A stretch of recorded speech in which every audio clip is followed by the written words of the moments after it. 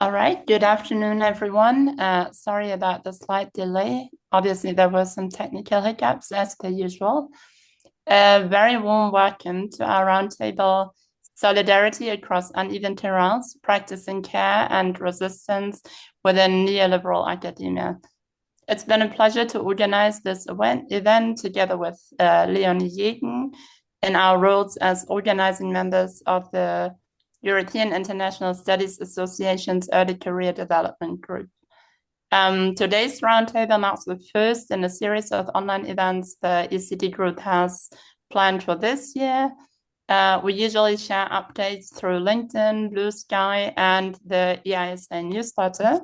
So please make sure to follow us or subscribe if you aren't yet to stay up to date about what's to come in the coming months.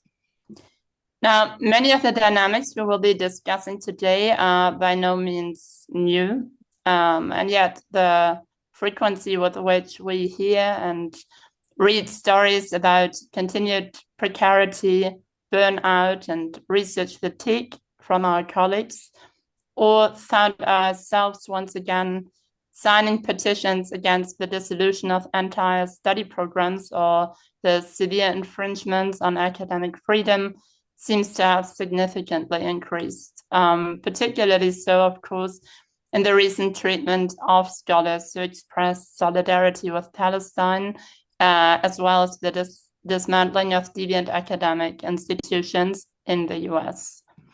And yet, the terrains from which we navigate these challenges are far from even. Today's roundtable therefore brings together a fabulous group of speakers who will share their perspectives on the structural inequalities that shape these dynamics and reflect on how we can nonetheless practice solidarity within a neoliberal academic landscape, especially so as early career scholars. I'll now hand over to Leonie, who will introduce our speakers. Thank you so much, Franca, and also thank you for this really great introduction. It is my pleasure to introduce our four distinguished speakers now. We are truly excited to have you with us, each bringing rich expertise and unique perspectives to our discussions.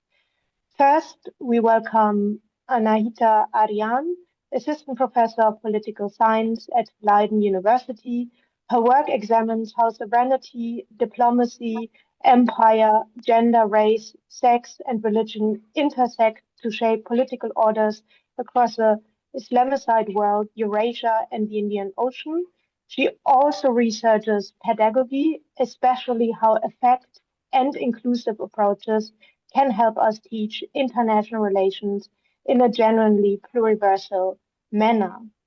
Our second speaker that I would like to introduce is Asle Vatan-Sever, a sociologist based at Bard College, Berlin. Her work focuses on social stratification, and she has published widely on academic precarity and labor activism, making her a vital voice on academic freedom and labor struggles. She was dismissed and banned from public service in Turkey after signing the 2016 peace petition. It's then my pleasure to introduce Agnieszka Faldutra-Santos, a postdoctoral researcher at the Geneva Graduate Institute's Gender Center and the University of Bern. Her research focuses on peace and recovery in conflict and post-conflict settings, with a particular emphasis on the roles of women and feminist movements. And last but not least, our fourth speaker is Jan Orby. It's a pleasure to have you among us. Jan served as a professor of political science at Ghent University from 2007 to 2025. His research and teaching centered on critical approaches to EU external relations. Over the years, he has supervised numerous dissertations, participated in well-being committees, and actively contributed to Ghent's learning network on decolonization through seminars and advocacy. We are grateful to each of our speakers for joining us today. The discussion will be structured around three guiding questions to which each speaker will be invited to share a 5-minute response. After these initial reflections, we will open the floor to everyone joining online for conversation and discussion. And now, with great pleasure, I hand over to Franca, who will introduce our first question. Thank you so much. Thank you very much, Leonie. So now to kick us off, from your perspective, both as observed within your own research as well as your everyday experience as scholars, how do you perceive that colonial legacies, gender divisions of labor, or class inequalities intersect to shape the conditions of scholarly life under neoliberal academia? And perhaps, Anahita, would you like to start? Hi, Franca. Hi, hello, everyone. Thank you so much for that generous introduction, also from Leonie. Happy to be here. Yes, sure. I can start. I think I find it a very interesting question because the experience of it is very uneven. Obviously, some scholars may experience those colonial legacies, whereas others don't. Some scholars may experience those gender divisions, whereas others won't. And the same thing goes with class inequalities. So, discussing that, yes, I mean, I've been also experiencing the element of the gender division of labor, but also the gendered, not only a division of labor, but also the gendered experience of working in academia more generally, in which particularly when it comes to teaching, there are certain expectations, or that as a woman, you're taken less seriously sometimes by students than if you would be a white man, that there are more expectations for you to fulfill than if you would be a man. So you have to just produce and do much more work to keep students happy sometimes, just because of your gender, and that is objectively the case, because when I look at how my male counterparts teach and what they do, which is perhaps it's very good, but not as much work is put into it, or and with not as much detail, then students can still remain happy. So there is that element, and you'll experience that. For me, the bigger question of all is that there is obviously a division between the global north and south. So, and I would identify myself as a woman of color, nonetheless, having grown up in the global north and working in global north institutions. So I enjoy certain privileges, for sure, that scholars or colleagues in the global south don't. And you see there definitely a division of labor, mostly also in terms of who leads and sets research agendas, who needs to follow, who has less power, the questions of gatekeeping, particularly when it comes to the topics of research. And frankly, that is a bigger issue to me, so to say, because there is no equality in there within academia itself. So continuously, scholars from the global south and their research agendas are deprioritized through gatekeepers in the global north. And there are now certain initiatives underway in academia, or largely in our field in IR, particularly with organizations like the ISA, to address that. But nonetheless, you still continuously that there is a hierarchy there. Is that my time? Yeah, yeah, definitely good at timekeeping. Yeah, thank you so much. Maybe Asli, would you like to continue, respond, or bring your own perspective? Sure. Thank you, Franca, and thank you everyone for inviting me. I mean, a lot of points that Anahita already touched upon. John, can you go pick your scope? Sorry? I think someone should mute themselves, or maybe if Barbara, you could do it. Thank you. Perfect. Okay. Yeah, to continue. Well, I mean, these are at the end of the day a set of historical stratifications, and they predate the neoliberal era. And they do not simply linger in the background. You know, they actively shape today's academia. They predetermine in the first place who even becomes a scholar, you know, whose knowledge is valued and whose labor is being made invisible and whose labor is, you know, more in the forefront. Like they actively shape the everyday labor process in academia. And like Anahita said, you know, colonial legacies operate through epistemic hierarchies. I mean, research agendas are dictated by the global north, and citation networks reproduce Western authority, and institutional prestige itself is built on centuries of accumulated wealth, or should I say looted wealth.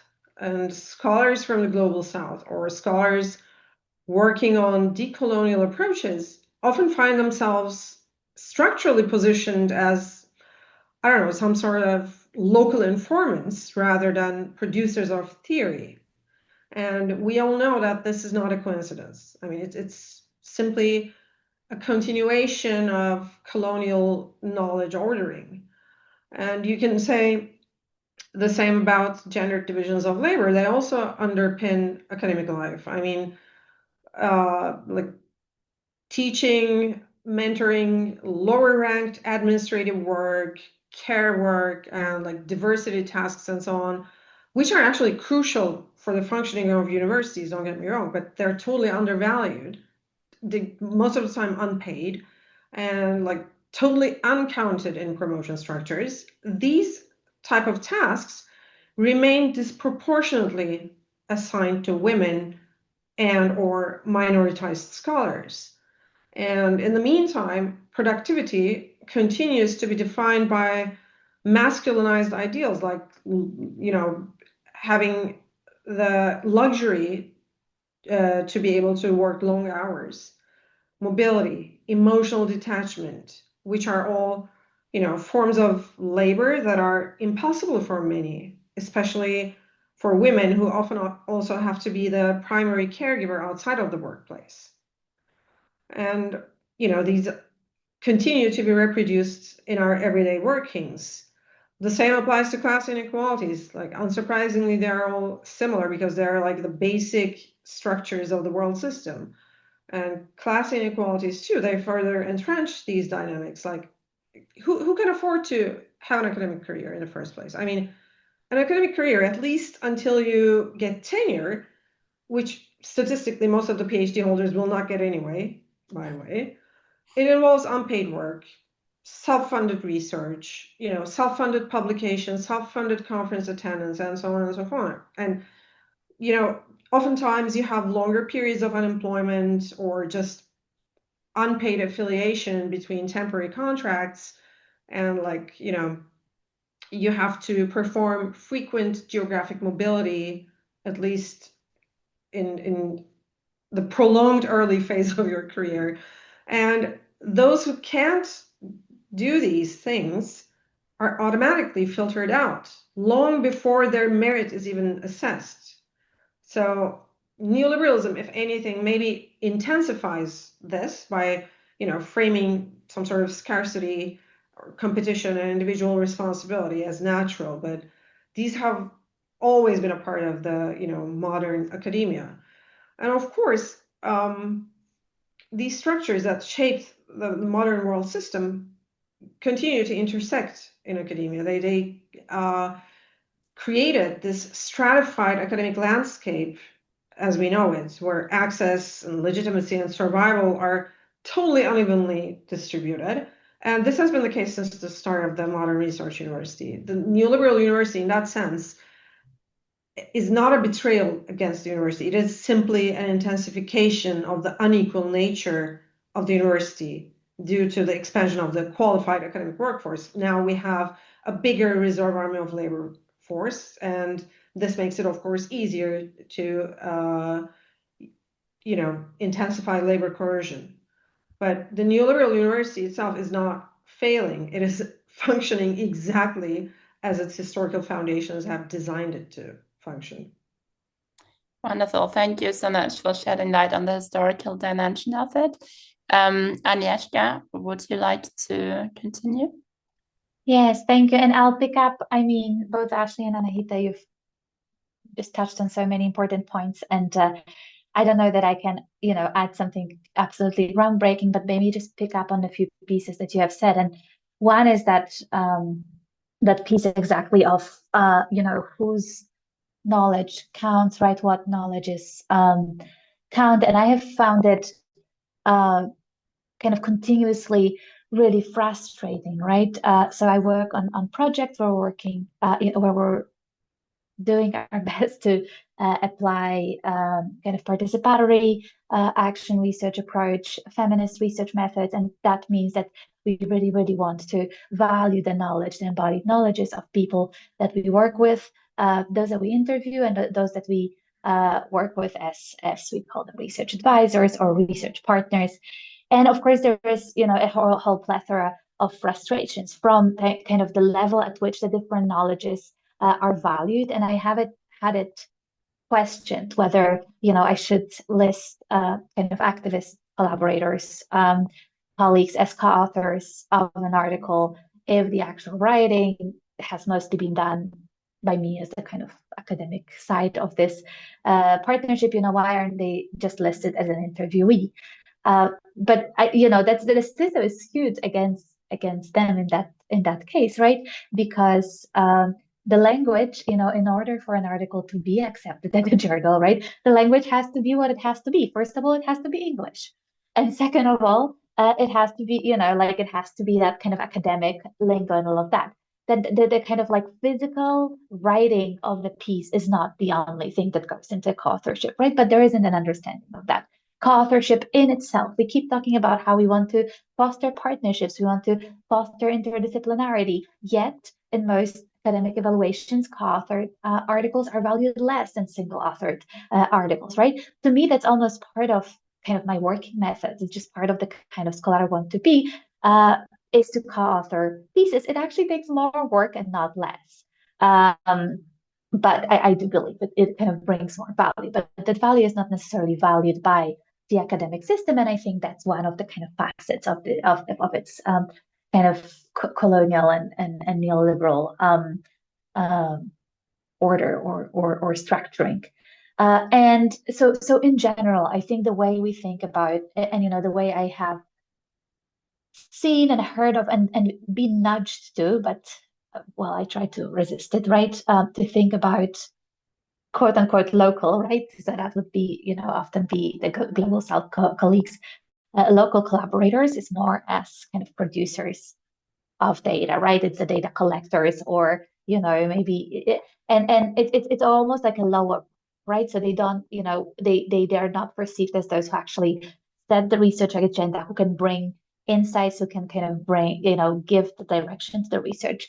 My experience is that is not true, that they cannot do it, right? But this is kind of how they are framed, how they are viewed, how their role is often positioned, right? The local researcher will collect data, will deliver it to the international counterpart, who will then perform the analysis and often, be the only one having their name on a research project. So I think this kind of the collaboration piece and a slight maybe silver lining is that I do think there is more of a consciousness, right, of the need of those types of collaborations. And I mean both north-south collaborations and also kind of intersector collaborations. So between academia and those who are not necessarily within the academia, but have those sorts of like embodied knowledges within them. So I think that's more often acknowledged now. So there is lip service being paid to that, but the kind of practical rethinking of what that actually means for how we should be assessing people's careers and people's articles, etc. I think that is still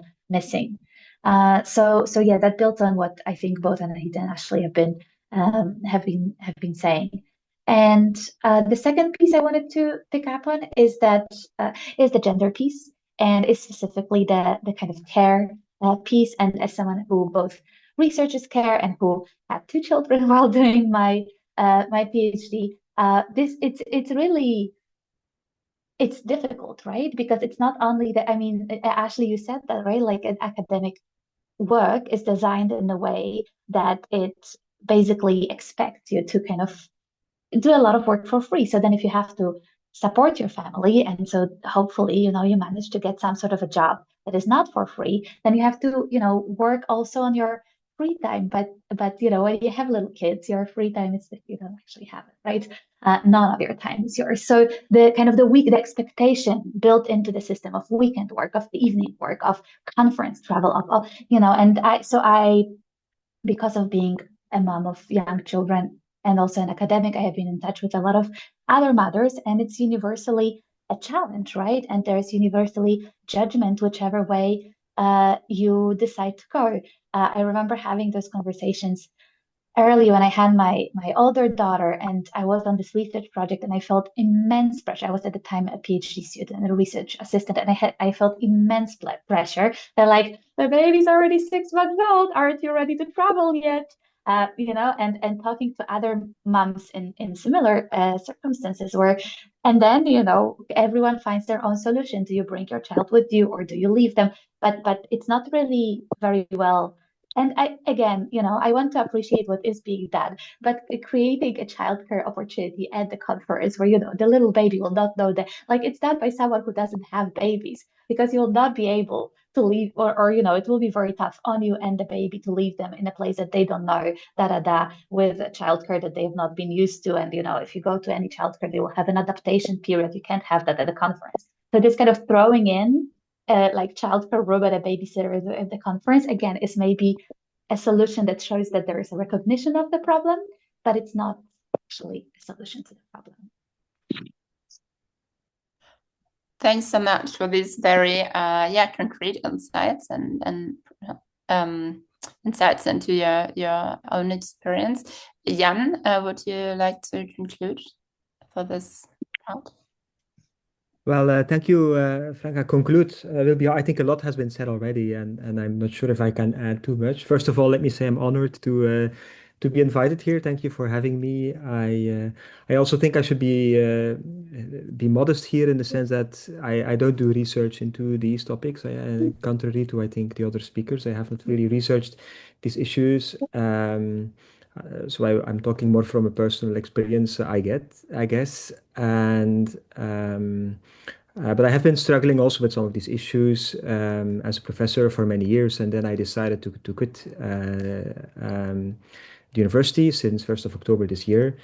But I have been quite privileged, right, for all those years as a white male Western European professor. But of course, I think we are all aware of the complex ways in which race, class, gender mainly intersect, as you suggest in your question. And I can just endorse with what has been said also about global north versus global south, epistemic dominance, gendered impact. Also, as a supervisor of PhDs, if there's a female co-supervisor, you will often see when you say exactly the same thing than your female colleague, it will be more quickly accepted. This is once you start looking at like this, this is quite confrontational actually to see, and also with undergraduate students, of course. On the neoliberal university, I want to maybe from my experience at least maybe add a little thing. I think not only I think Ashley had said, yeah, this is modern university, not just neoliberal university. I think also, at least in Belgium or maybe Western European universities, there's also something, a strange kind of neoliberal university. I would call it vassalage by lack of other term, which means that at least when it comes to recruiting and hiring, a lot depends not even on merit or not even on problematically measured criteria, as you would expect in a neoliberal system, but loyalty. loyalty to supervisor, former supervisor, loyalty to the system, let's say, is considered to be very important and is an important determinant of who stays, who does not stay, who makes a career, who does not make a career. So I think that is not simply neoliberal, right? There's something more subtle going on there. That's not just a competition for money, even or for finance. Also, there's a lot of competition for ego and status and prestige, also at university.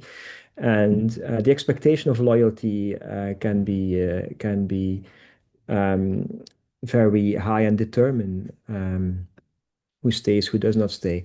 Then on intersectionality, I think my experience with intersectionality is a bit funny. When I heard the term intersectionality the first time in discussions 20 years ago, I think it was in the context of a recruitment for a professor, and it was used in defense of a white male candidate.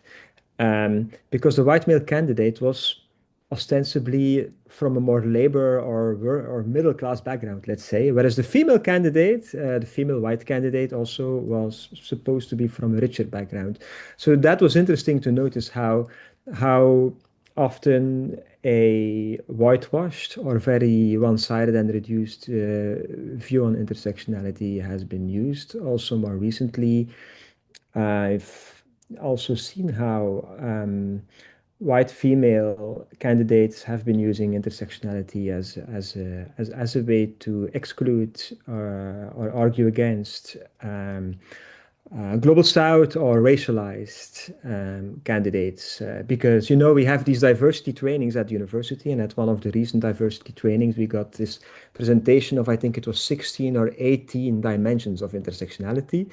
So race just being one of them, right? And then everyone, including white female candidates, you would always find some dimensions on which you might feel, less privileged, and that would then be used against candidates from global south or racialized candidates in debates on who will be hired to be the next postdoc or professor, etc. So this would be my 2 cents to this discussion for now. Thank you so much. These were all super interesting insights, and we've covered a wide range of different dimensions here. And we would like to continue with the next question, which already ties back a little bit to what Agnieszka mentioned in her response, which is what forms of solidarity, care, and resistance are you practicing, or have you been benefiting from yourself?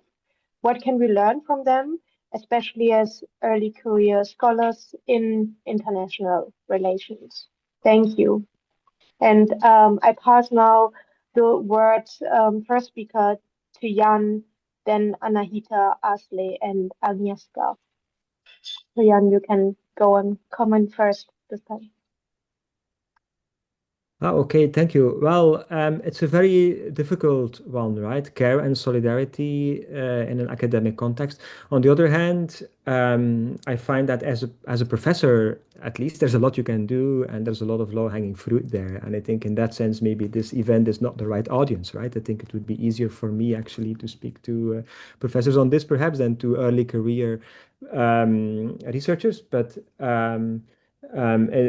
it's once you have this established position, right, there's also a decision that you can make as the extent to which you want to continue that rat race.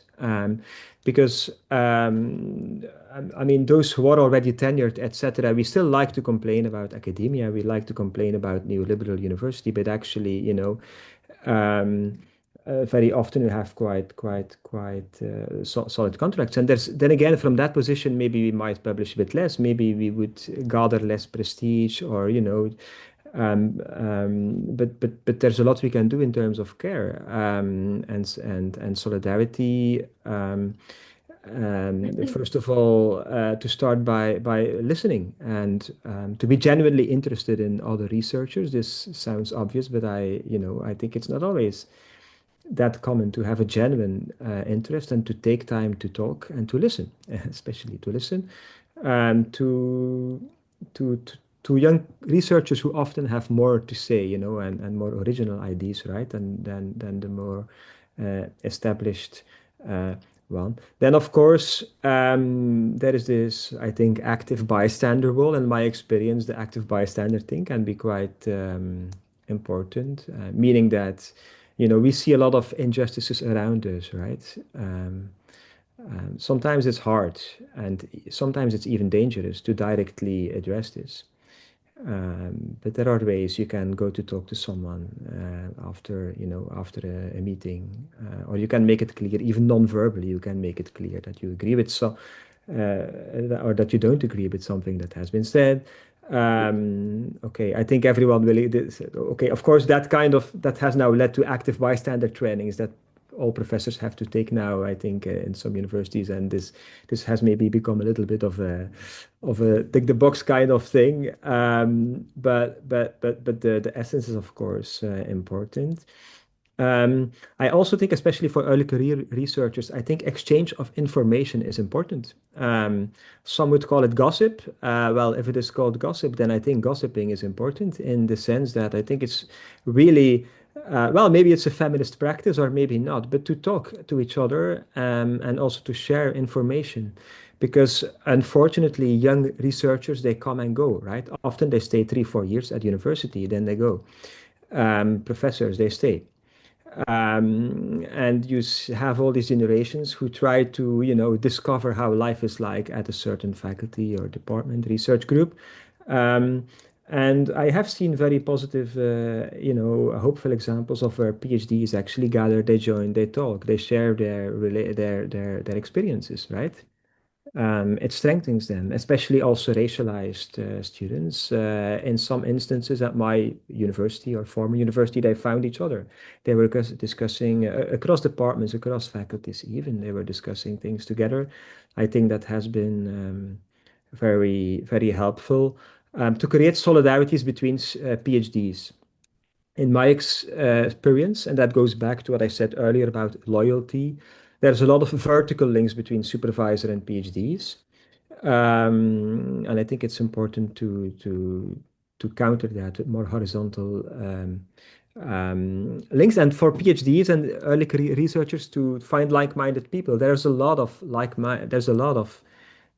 people within the university and in different universities who think alike, who have similar concerns, similar problems, many of them.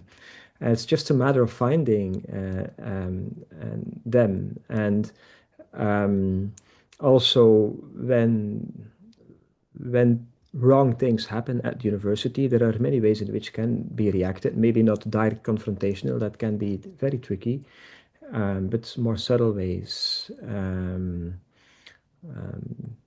Like what, for instance, we also saw in this famous chapter 12. I don't know if everyone is familiar with the chapter 12 in the book on, I think the book is on sexual harassment or sexual misconduct at university, and that famous chapter 12 was banned by the publisher.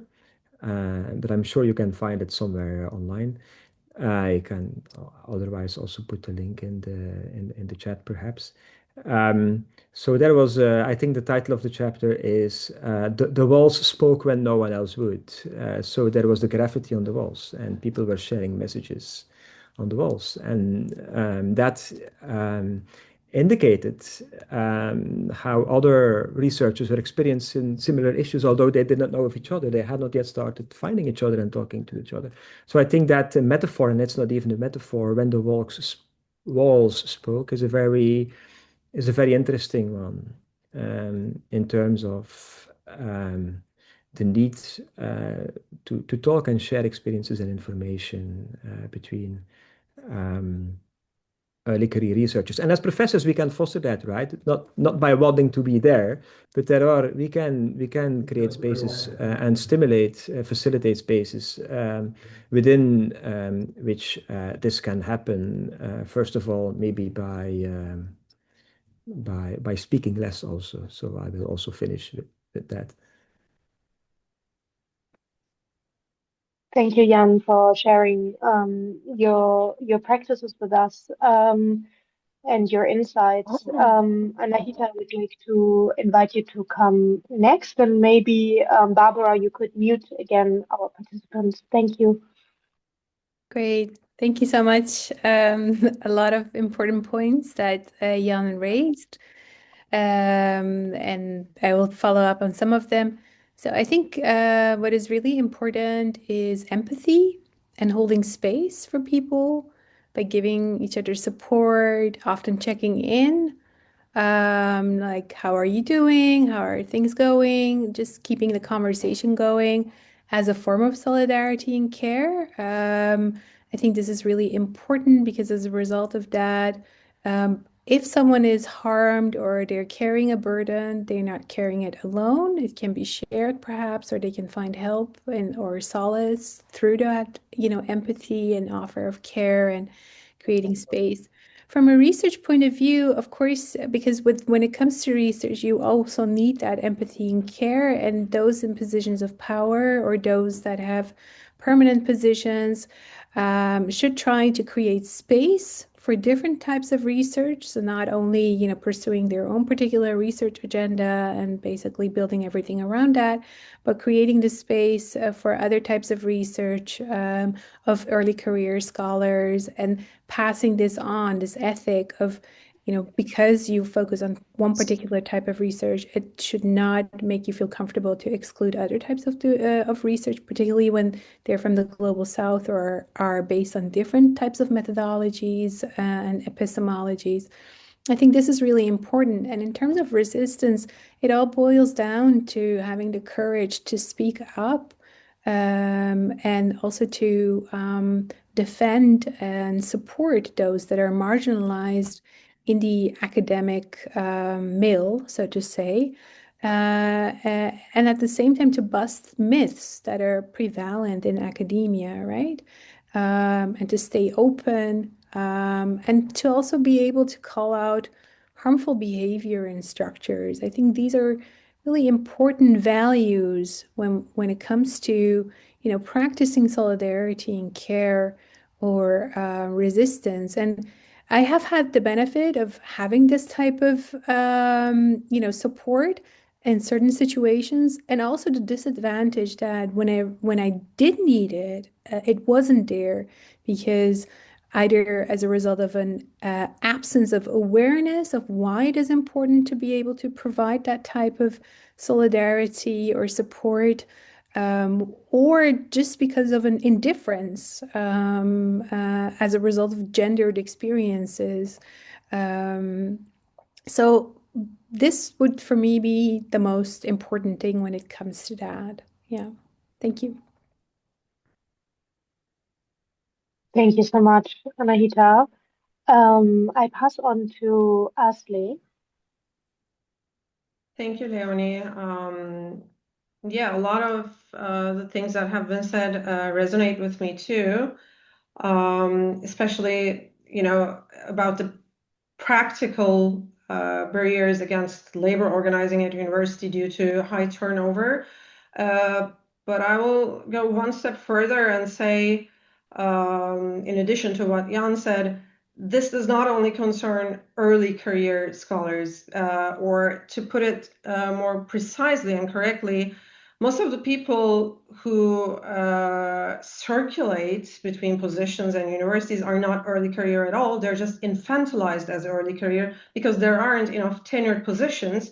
I'm 45. I spent the last 8 years in postdoc positions, whereas I should have had a professorship, which I used to have in Turkey before I lost it due to political reasons. And here I am being called an early career researcher ridiculously, whereas my track record probably surpasses many tenured professors at universities. So early career is a very tricky and hypocritical term that is being used at universities. There is a high turnover, not because these people are voluntarily mobile and they come and go, but because they have to, because you don't have permanent positions to keep them.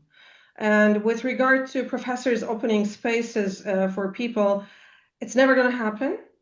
And even if it happens, it's only on, individual basis and as a benevolent act and not as solidarity, but rather as clientelism, because the tenured professors are those who profit from the system the most. If you can hire people who have the same qualifications as you do, or even more as your postdoc for 3 times less than your salary in your project, why should you, want to overthrow the system? You're profiting from it. Having said that, I did research on academic labor movements in Germany and elsewhere, and the things that Anahita said about talking to one another, and also Jan mentioned people talking to one another and checking in on each other. This is a very powerful tool indeed, especially among those who suffer from the hierarchies of the system the most. And I would say over the last decade, there have been some very interesting developments in academic labor movements. New forms of solidarity and resistance have emerged, definitely, and they were outside of traditional structures. And one particularly striking characteristic they share is what I personally call the feminization of academic labor activism. And you're probably all familiar with the term feminization. It has a long history in labor studies, and originally it simply describes a quantitative increase in women's participation in the workforce. Then later it came to denote the qualities of work historically coded as feminine, like care, flexibility, emotional labor, the type of work that is systematically undervalued. And interestingly, new forms of resistance draw on exactly these affective and relational capacities, but they use it against the system in a very smart way. Like, for example, movements like the new faculty majority in the United States, or the Network for Decent Work in Academia in Germany, are prime examples of that. They deliberately adopt a horizontal, non-hierarchical structure, and they build collective spaces where individuals can share vulnerability, mutual support, and like practical knowledge, and so on. And they emphasize 2 levels of feminized resistance, or they emphasize a feminized approach to resistance at 2 levels. First, at the level of organization and subjectivity building, they base their actions on personal experiences of precarity, like fear, anxiety, marginalization, and they treat these personal experiences as legitimate grounds for collective political action. And by acknowledging this emotional toll of precarity, they politicize affect and emotion itself. And second, they feminize resistance at the level of tactics and outcomes, and they measure success differently than traditional labor movements. Like, for example, they do not prioritize large-scale strikes or strictly formal demands, although these are, of course, things that we wish for, but we are also realistic. And instead, they value community building, discourse change, which is a very important part of the whole thing. I mean, up until like 15 or 10 years ago, no one was even talking about academic precarity, and now we are organizing conferences on this. And, this actually is a very, long-term strategy, but it's worth it. And more importantly, these movements definitely challenge the dominant script of productivity. The neoliberal academy, as we mentioned in previous question, neoliberal academia values measurable outcomes. And relational and emotional work is usually being made invisible.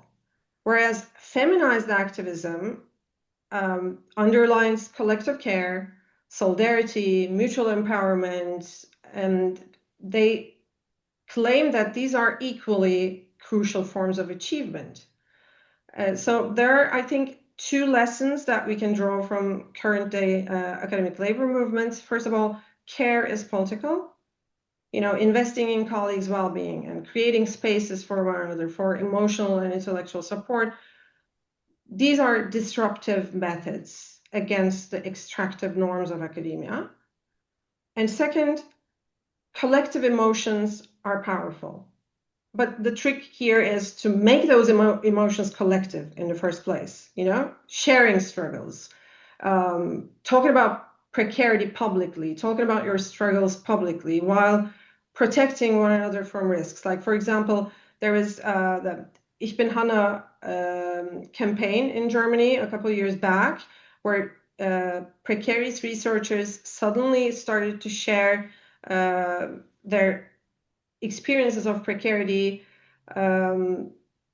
using the hashtag Ich bin Hanna. Hanna was a fictitious character developed by the Ministry of Education and Research, which was propagating temporary contracts. Hanna was an early career researcher who was happy to not be blocking the system, which was ridiculous, which was like adding insult to injury, the gaslighting par excellence. And people started using hashtag Ich bin Hanna, I am Hanna, and talking about their experiences of precarity and what it means for them to be exposed to such turnover and forced mobility all the time on Twitter. Back then it was Twitter. And it like caused a huge backlash, and it swept up the entire academic discourse in Germany, and even led to plenary sessions in the parliament and so on and so forth. So it was a very valuable lesson in how collective emotions can disrupt everything. And and we all know these strategies do not dismantle the university on their own. And we also run the risk of, calling everything resistance by praising mutual complaints. We don't want to turn into what Zygmunt Bauman called peg communities, where people just, get together and complain about everything. This is not resistance. This is just masturbation. But if we can collectivize emotions and act on them and get people to act on them, we can definitely turn relational practices and community building into very important weapons. And these are the very qualities that neoliberal academia tries to extract and commodify all the time. So we can turn it against the establishment. Thank you so much, Asli, and thank you also for bringing in this very important perspective on movement building and collective emotions and how to mobilize them. I now pass the word to Agnieszka. Yeah, thank you so much. And again, only building and adding, because I could not agree more with everything that was just said. And in particular, actually, as you were just saying, it's really just so insightful. And thank you for this work and research that you're doing. Yeah, I was going to say earlier, right? But I think you've exhausted this point so well. Just taking the labor right seriously, right? And so talking about it, and I feel like often we just don't in the academic sector, and it's not the only sector. I think. I've come to academia from working in the so-called nonprofit sector for some time, and now seeing a lot of friends in it as well. I just heard from a friend who decided to leave her organization, a nominally feminist one, right? And that has just not been respecting her labor rights, right? And I feel like there is similarly in academia, as perhaps that other experience that I have been exposed to. There is it's this thing between a career and then calling or a mission, right? And so is it a job or is it something more than a job?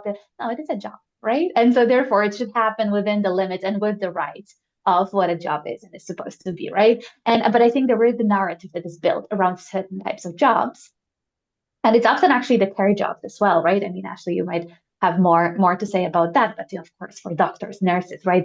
That's also very much the narrative that is there. For the academics, it is in a different way, right? But especially if you teach, you're the educator. Of course, you're gonna go the extra mile for.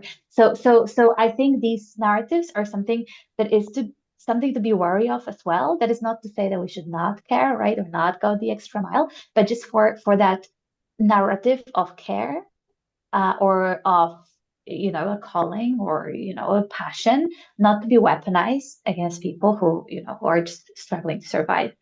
And then the second point I was going to say is it's tricky, right? And I mean, that point again, Ashley, thank you so much. I've written down so much while you were speaking about the kind of early career being a tricky term. But I guess,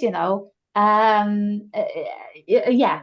But so I'm now hesitating to use it, right? But I was going to say it's a little bit tricky to be early career. Or yeah, also because in some ways you have less power, right? So you kind of expect, and you are in this position of precarity, and you are in the position of intersecting demands. And so, how many more demands are you supposed to put on yourself? But I do like to think about it in terms of kind of trying to be aware and notice where I have the power and where I have the capacity, and yes, having compassion for myself. And I don't always have the capacity, but if I do feel like, well, first of all, if I do feel like I have a power because of the dynamic, a relationship dynamic I have with someone who's working on a team with me. Maybe they're a PhD student on a postdoc, or maybe they're a partner from a different country. Then even just little practices, I think, change a lot.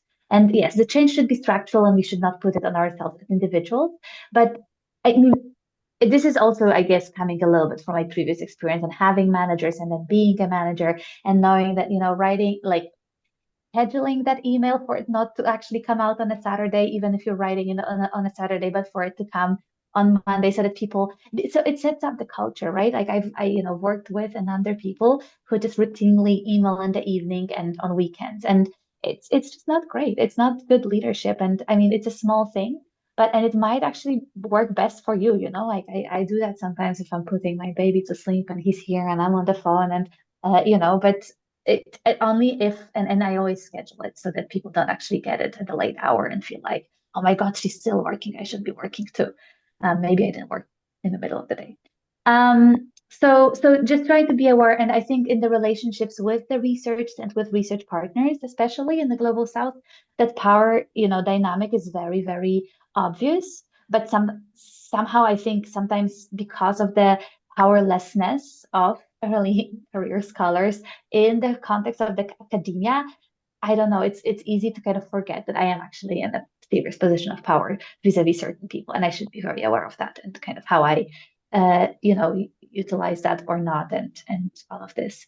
And part of it is trying to invest in relationships, right? So I mean, many of us have mentioned solidarity and relationship building, and I think part of the solidarity and really building of a community and of a movement is that we all remain committed to relationships and invest in them. Again, with that caveat, I don't want us to all kill ourselves trying to sustain communities, but even when they don't serve us, right? Because it is easy to kind of get into the trap of like, okay, so like, okay, this is this mutual support, or this is this mutual benefit kind of relationship, right? At some point, certain relationships will stop serving us, or sometimes you'll be approached, with a bid for,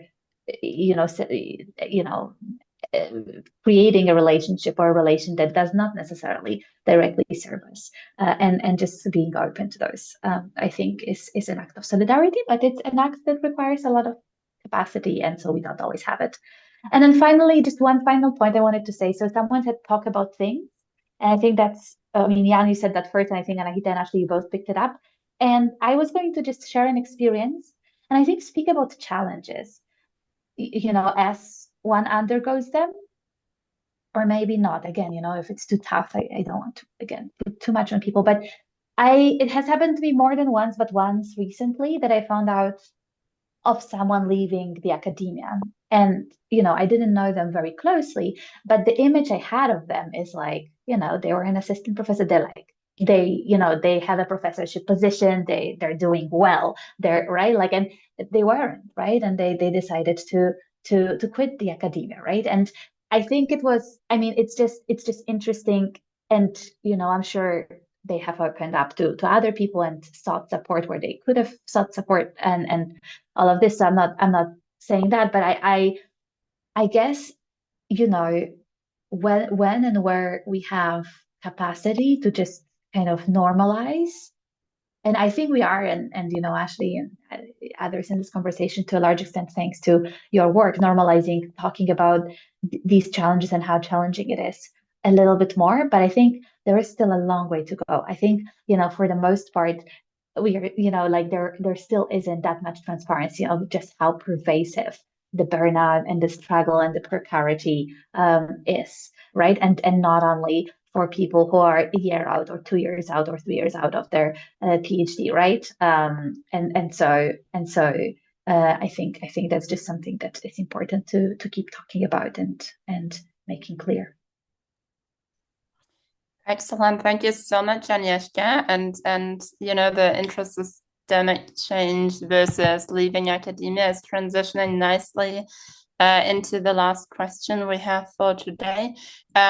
Keep in mind that there will be some space for Q&A. So if you already want to think about questions, you can put them in the chat after this last question. And for the speakers, we're running a bit behind schedule. So if you could keep it a little shorter, that would be fantastic. We just talked about it, right? So to what extent are these practices of solidarity and resistance even possible within academic institutions for those of us who have decided to stay or are intending to stay? The backlash against Palestine solidarity actions are one example, but also sexual harassment cases, which often remain insufficiently dealt with, another. So how do you navigate these confines? Can we broaden the scope of solidarity and resistance within the institutional confines of academia? Or is it time to leave? If Agnieszka, actually, you could pick up on that again, and then we will move on. Yeah, no, thank you. What an easy question, right? Yeah, I mean, I don't know. I think it's, on the one hand, it's a kind of structural question, and I'm not probably the best position to answer that, right? To what extent is the kind of labor organizing actually possible within the academia with all of its constraints? For what it's worth, I think, Ashley's points she made in her previous speech about just kind of like the affective power and all of that are extremely powerful. And it's just a shame that, as always, this work is undervalued, right? Devalued, invisibilized, and just not resourced, right?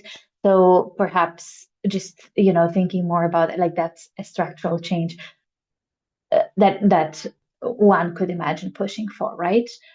Through just bringing that to light and pushing for it more. And again, drawing parallel with other sectors, it's a similar thing that has happened and is happening in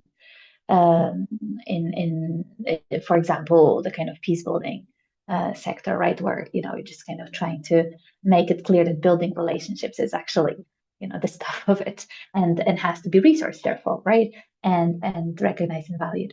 I do think so, that exactly the affective power, and it's hard to speak for it because it is so undervalued, and it is putting this additional burden on people who are usually just the most overburdened already.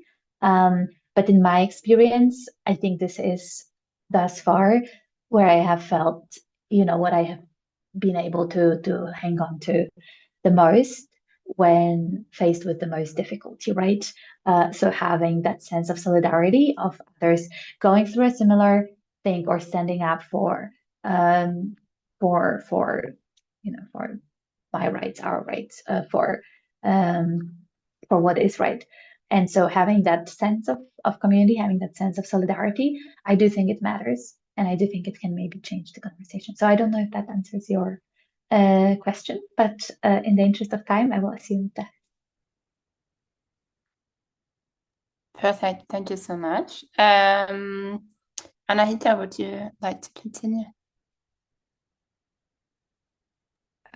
Just shortly, I think Ashley has a lot to say on this, or is even more qualified perhaps to say on this than I would be, but I think there is, but it's incremental and it's slow and it will require work and patience, and it will not change overnight. And I am by nature an optimist, so that's why I say I think it is. But yeah, it will require patience, and it will be incremental, those changes. But there is a Dutch saying, it relates around the one that persists wins. And this is also the case in the last 2 years, I think, across the Netherlands, in a context of solidarity with Palestine. Actions have been undertaken. Those that have taken those actions have been put under a lot of pressure by university boards, and students as well, right? There have been many students doing this type of work, also staff that has been doing this work. And it has been very slow. It has been very slow, but there are very slowly, some things are moving and some things are changing. And that is just to indicate that the possibility of change is there, even within the confines and institutional structures of academia. But you have to just be very realistic about how you expect to create change and in what pace and in what form. So that is what I would say. And at the same time, not giving up, right? Like the persistence part is really important. I'll keep it at that, also in the interest of time, and leave it to Asli. I think she has a lot more interesting things to say on this. Please, Asli, go ahead.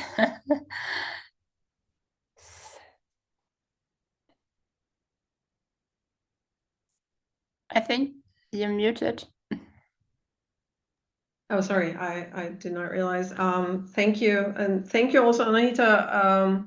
Well, actually, I totally agree with you. It's about persistence. It's about the optimism of the will, and, as opposed to, or in addition to the pessimism of the intellect, which we always need in order to see the system for what it is and not what we wish it to be. But we also have to believe that we can change it, because otherwise nothing would ever matter. I mean, it would be like the most a historical position to represent if I would stand in front of you and say, hey, nothing can change and we can't do anything against it, then I might as well just kill myself. It's just why are we even discussing if we don't believe that we can change things?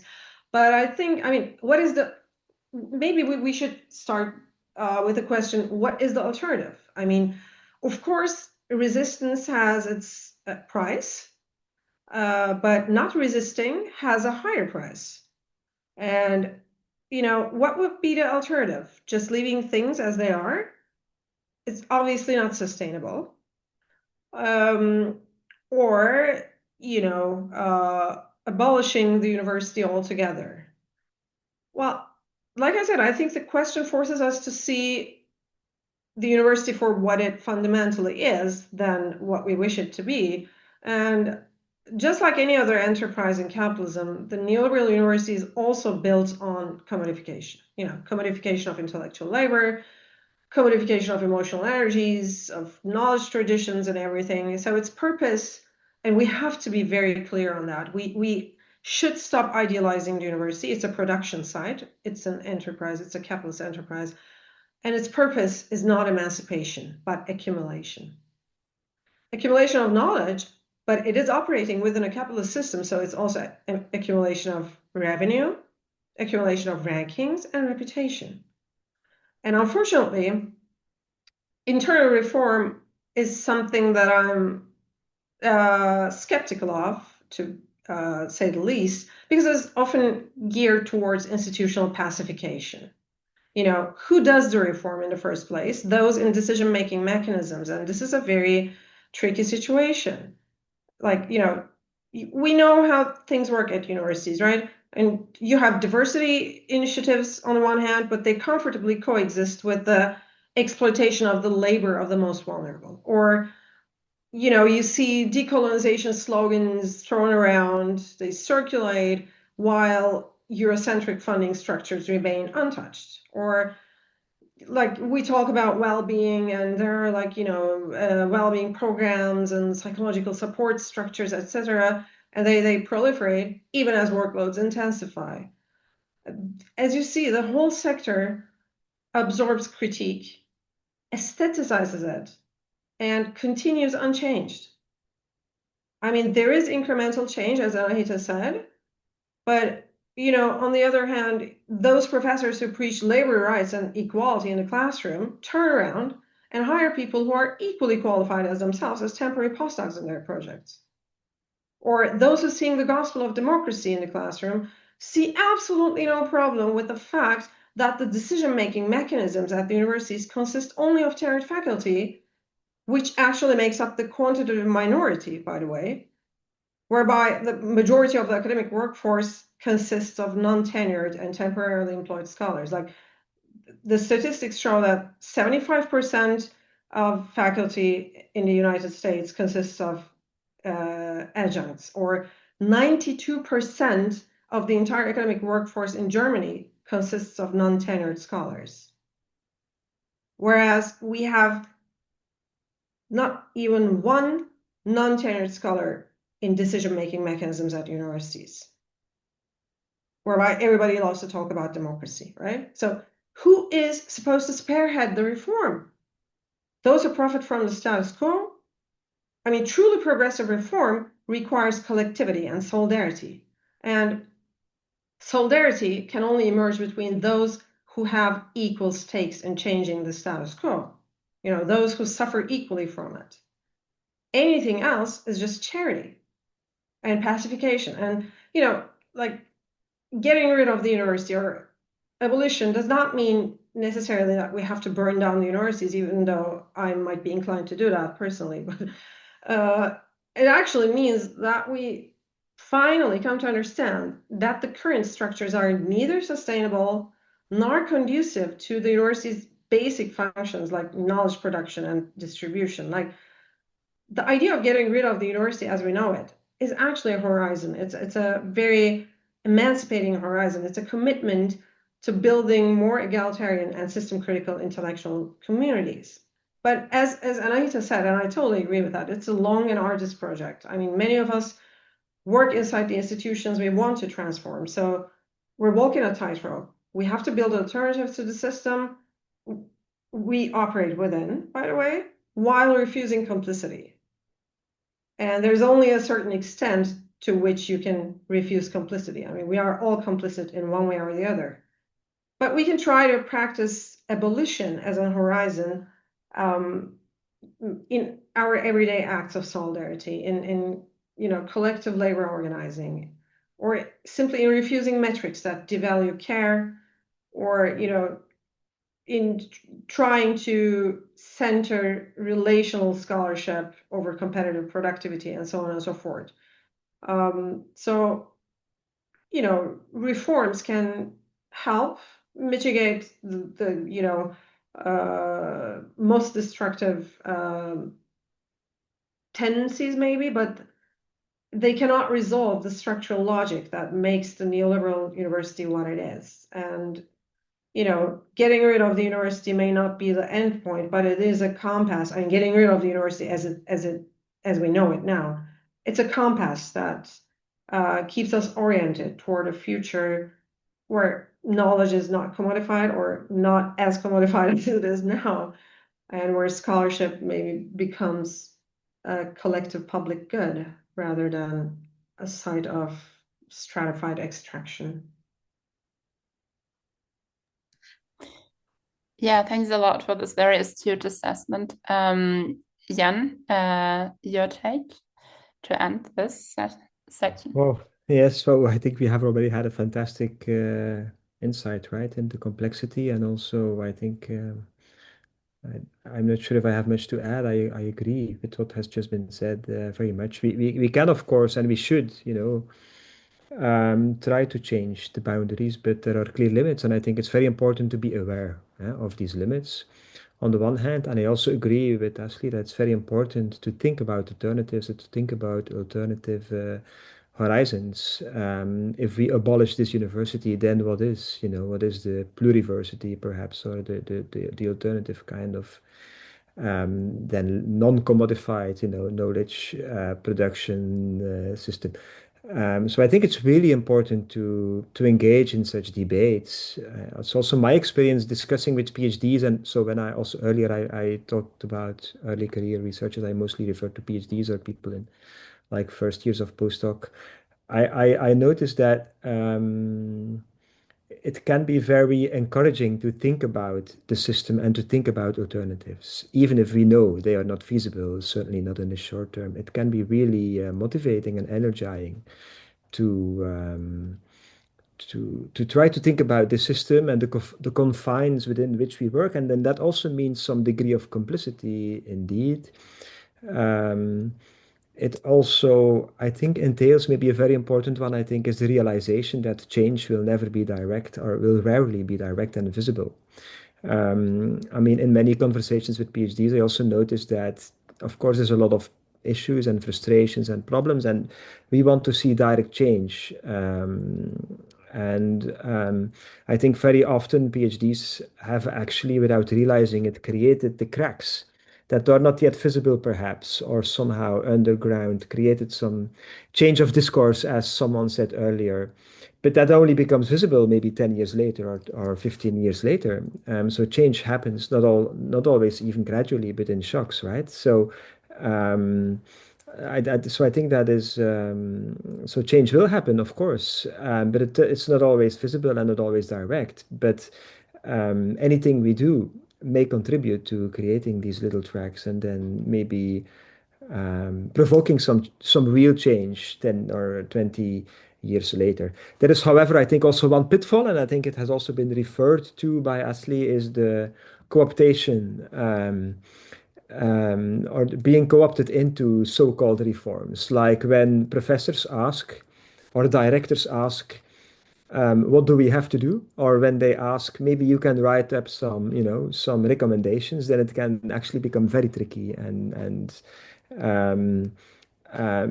because sometimes you're very easily put into the role of the one then who seems to have, who seems to get the responsibility to make recommendations and proposals, but then um, very much within the confines of the existing system, etc. And we have seen this many times in the context of Palestine and also in the context of sexual harassment cases within the university. There is continuous reform. We are reforming all the time. There's always new rules, new guidelines, new committees, new task forces, new working groups, new whatever. So we are continuously reforming in order to not change, right? In order to keep the status quo. But very often these new committees, guidelines, task force, whatever, are used vis-a-vis, let's say, junior researchers to pretend that we are taking action or that we are changing something, and it's merely performative. So I think that is just one. I don't want to end necessarily on a negative note. I think this is just important to realize that this is part of how things work.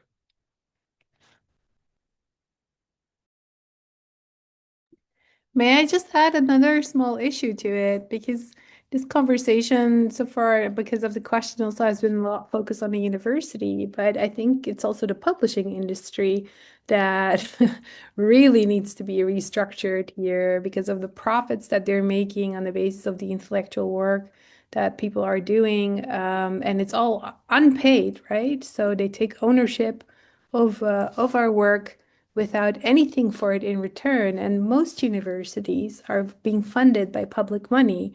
So there is definitely a problem there as well when it comes to, so that neoliberalism is not only the university, but the sector around it, and also the question of change and how we navigate that. And from an ethical, moral point of view, but also from a community and collective point of view, like all of us are engaged in the practice of knowledge production. And at the same time, it's publishing companies like Elsevier or Springer that are profiting from this, and they're selling it back to these very institutions that are funding this type of research. And require labor from us, either as peer reviewers, unpaid, or as members of editorial boards doing all of that work. So there's something fundamentally wrong there with that structure in itself, I think. And at the same time, the progression of our careers are often also judged on the basis of those publications, right? And particularly those journal refereed articles. So this is something that definitely requires change. Or can I add one thing to that, Anissa, just because it's very interesting also, especially in the context of Ellesmere, you know that it belonged to Ghislaine Maxwell's father, Ghislaine Maxwell, you know, who is complicit in the Epstein case, is one of the main enablers. So, I mean, this is a huge web of power relations that we're actually operating within or working for, even though it's against our will at one level.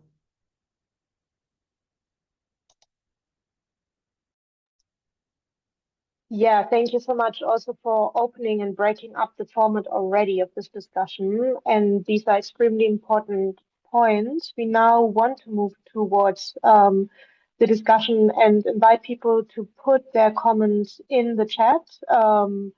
And maybe in the meanwhile, while we're waiting, the initial question that I also had to you was what you, Anahita, also pointed out to what are the wider circuits of commodified knowledge production that we are operating in, and also how are they currently reconfiguring.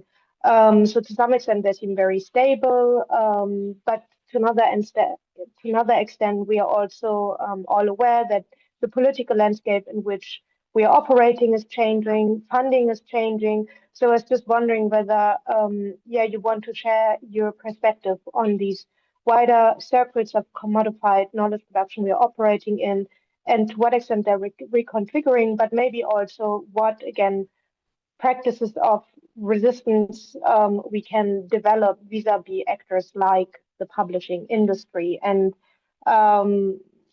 I would just leave it open to the first speaker who would like to come in on this question while we're waiting for more questions to come in the chat. Thank you.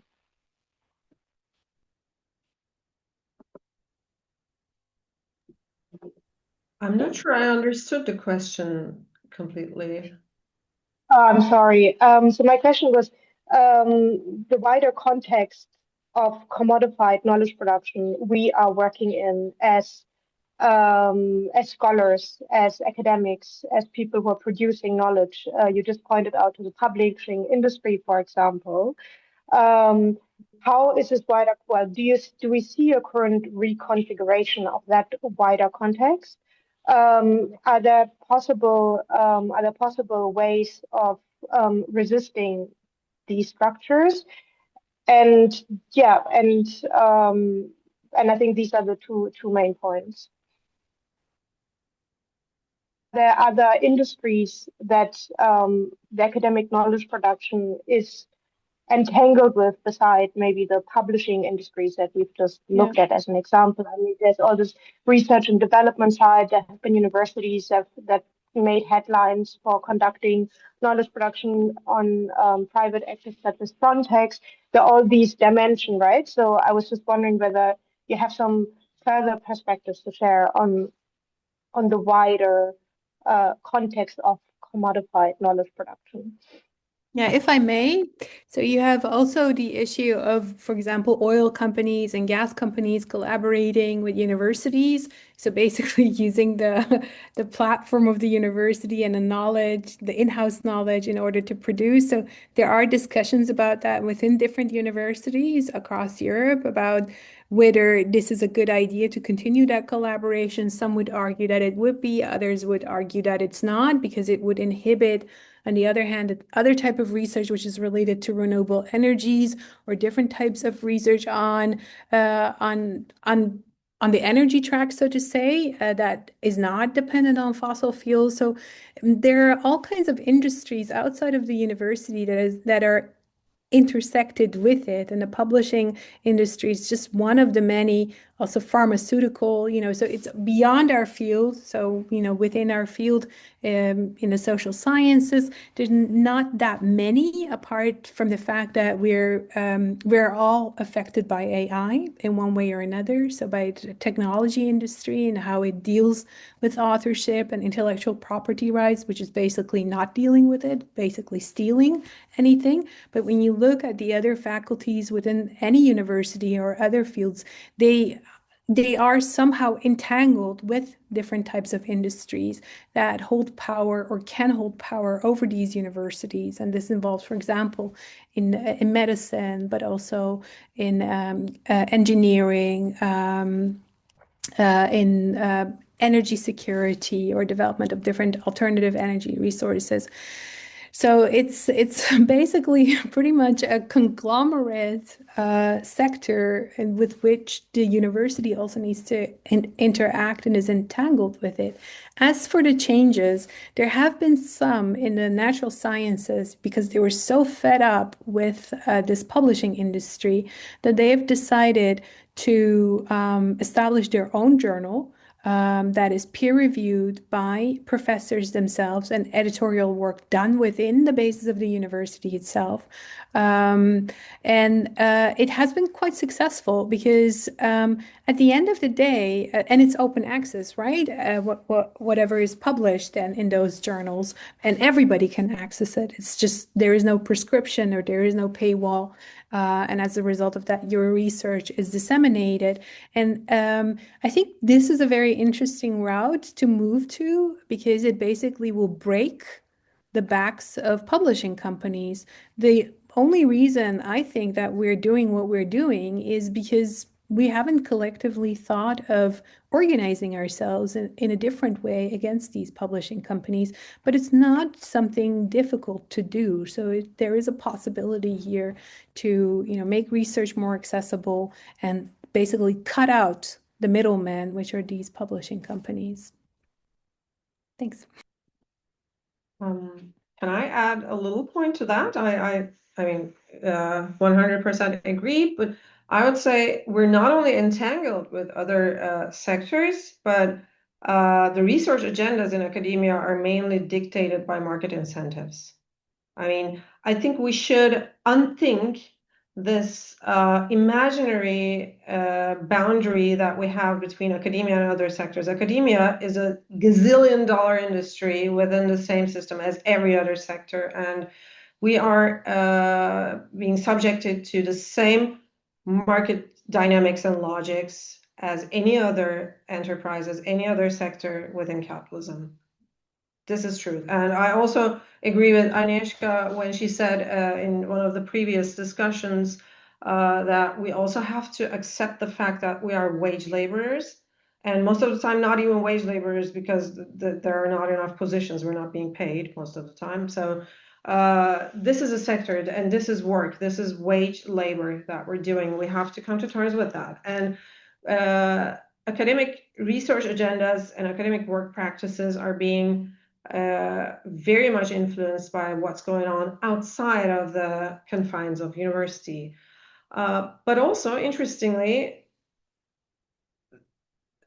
the other way around is true as well. I mean, if you look at the development of the other white-collar and creative sectors over the last 3-4 decades, you would see how they started to adopt our work practices as well.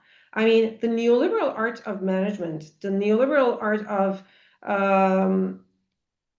emotional labor is actually something that had been spearheaded by the university or by academic labor. I mean, the way we identify with our work, the way we have this self-sacrificial ethos, the way we think ourselves to be beyond and about wage labor all the time, and that we are not doing this for money, we're doing this for self-fulfillment and all that bullshit that you build all your illusions about. We have successfully exported them to other white-collar sectors over the last 3 decades. So this is also true. This is an unholy conglomerate, as Anahita just said, of many different sectors coming together within the same world economy.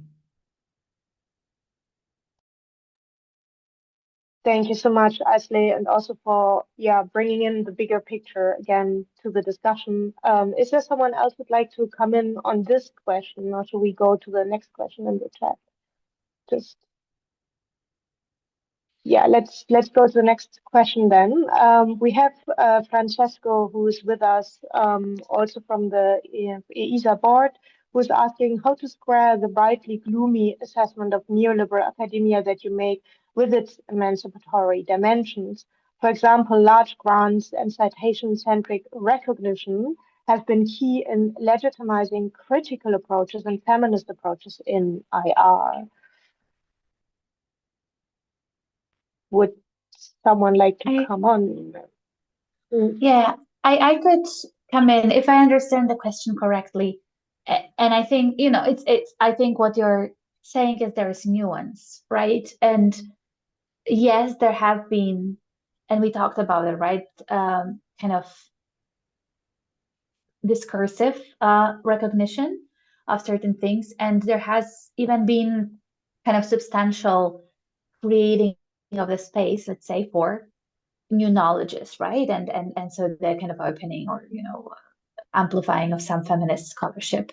That's great. That's good, right? Like that's a positive change. It is in many, many ways, and even kind of decolonial knowledge, although to a much lesser extent, right? You would not see it in mainstream journals as much still. But I think it's important to recognize where that came from and that it has come from kind of like organizing and everything that Ashley was describing, the affective work, the discursive work, the right changing of all of that. And so that's maybe that incremental change. But maybe it is incremental change, or maybe it is not, because these things are so easily kind of co-opted, right? And these things are so easily kind of like closed up into, okay, so like we now, I don't know, have feminist or have articles with feminists in their titles like published in those journals. So we kind of overlook the kind of bigger structure that is behind those journals. It makes it really difficult to actually write and work and research in a feminist way, right? So yeah, again, I mean, I talked about the simple example of the kind of co-authorships and what co-authors would be and co-authorships would be accepted or not, right? There is also just the question of the unpaid labor that goes into sustaining all of that. So I think it's, with like so many things in our lives, right? Like it's two things can be true at the same time, right? It can be true that there are people within the academia that are truly committed to decolonial and feminist approaches and perspectives and dismantling some of these practices.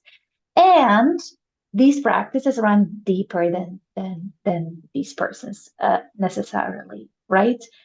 So both things can be true and both things are true. And I think there is no way of squaring it. It's just we have to sit in the discomfort of two things being true at the same time. Can I add something to that? I think also the interesting question is what type of feminists? So are these feminists that basically are in a category of liberal feminists and toe the line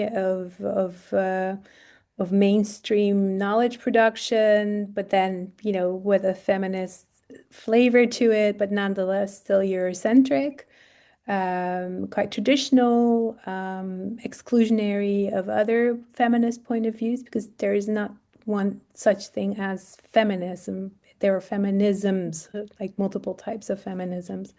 So, and usually the most, grants that are being granted goes to the prototypical white feminist, liberal feminist. It's not the decolonial or indigenous feminist scholarship that those grants go to. So I would also add that to it. It's mostly to a particular type of feminism. And here and there is an outlier, but just generally, if you look across the whole, it's also, the same epistemologies that are being used. So this is how I would at least look at it or view it.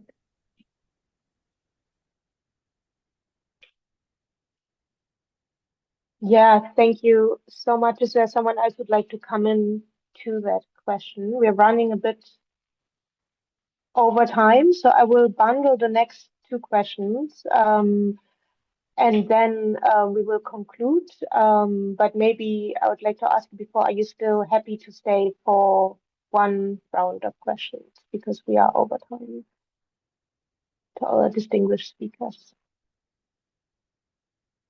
Yes, okay. So I see one. Yeah, so we have, okay, Jan, you have to go. Thank you Leonie, so much. sorry to interrupt. I'm gonna have to say goodbye in 5 minutes as well, if that's all right. Okay, let's do then one last question. Thank you so much, Jan, for being with us. And the last question is a personal question by Verena, who is saying, as someone who actually is an early career scholar, I finished my MSc and just started my PhD, and is wondering whether to pursue a career in academia or move outside it. Would you, looking back, recommend your earlier self to stay in academia? And I think with this personal note, we can then conclude, and I open again to anyone who would like to go first with the answer.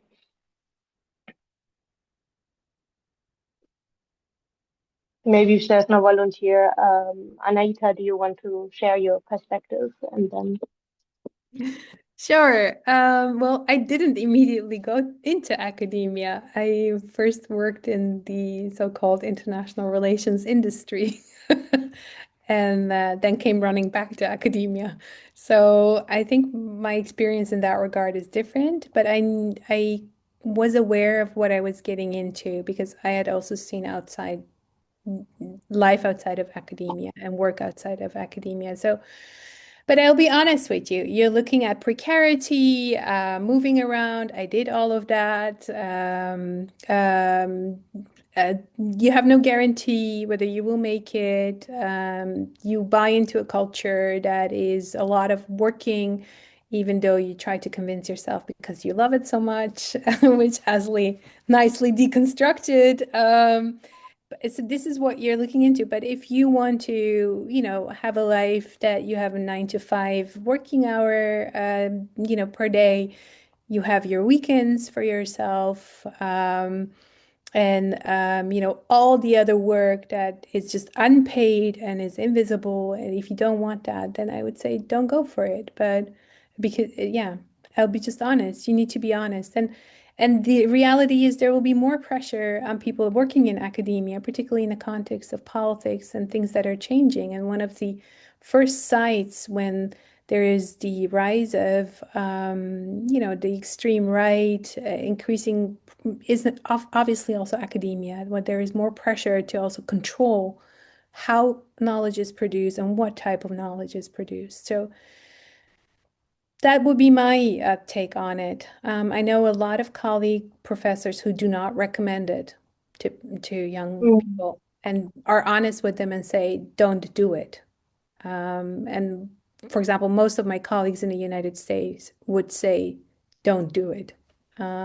Here in Europe, I would say, maybe do it, but do know.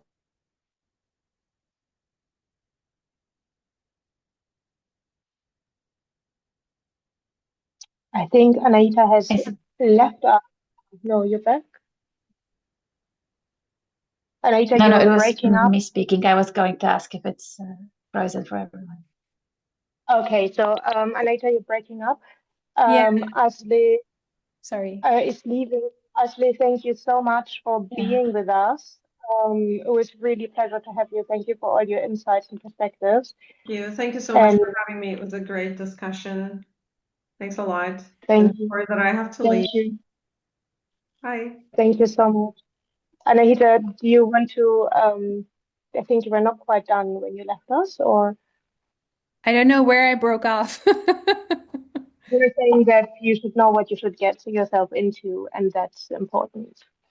Yeah, I would that's all I have to say about it. Yeah, yeah. So there are pleasures and there are lots of pains as well, and you have to make your mind up about what it is that you want from your life. And the other thing is that you can do a PhD,